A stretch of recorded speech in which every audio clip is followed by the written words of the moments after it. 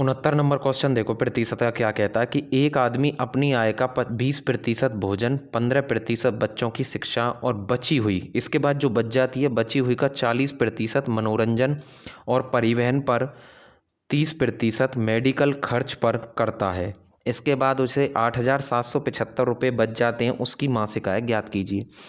मान लेता हूँ उसकी मासिक आय 100 रुपये है। पहली कंडीशन में क्या होता है, एक आदमी अपनी आय का 20% तो भोजन पर, 15% बच्चों पर, तो कितना हो गया 20 + 15 यानी कितना 35% खर्च कर देता है। तो शेष जो बच जाता है वो कितना बच जाता है, 65% बच जाता है।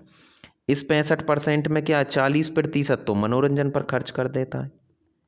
उसके बाद क्या है, मनोरंजन और परिवहन पर। उसके बाद 30% मेडिकल पर खर्च कर देता है।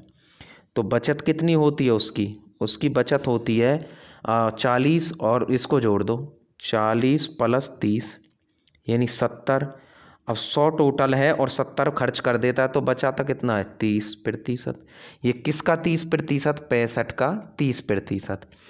तो 65 का 30% बचाता है, और ये बचत कितने के बराबर है, 8,775 रुपये के बराबर है। ठीक, जीरो से जीरो कट गया, और 5 से काटेंगे इसको, 5 दूनी 10 और 5 से 13 पंजे 65, तो 13 तिया 39/2, एक यूनिट का मान 8,775 और 13 तिया 39 और गुना में 2। अब उसने पूछा है उसकी मासिक आय ज्ञात कीजिए, और मासिक आय कितनी मानी थी हमने 100, तो 100 यूनिट का मान निकालो, तो गुना में कितना हो जाएगा 100।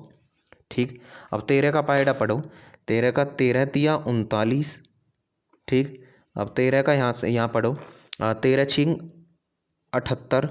ठीक है, 2 और 7 9, 9 13 सत्ते 9, 9 हो गया, 9 से 97 और 13 सत्ते 91 और 13 पंजे 65।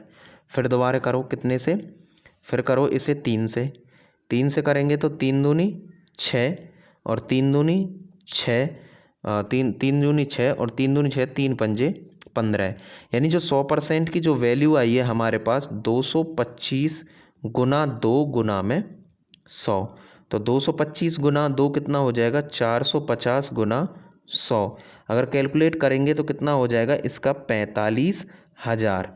यानी आपका 4 नंबर जो ऑप्शन है वो बिल्कुल सही उत्तर है। थोड़ी कैलकुलेशन ज़्यादा है, बाकी क्वेश्चन आपकी समझ में आ गया होगा, बिल्कुल क्वेश्चन आसान है।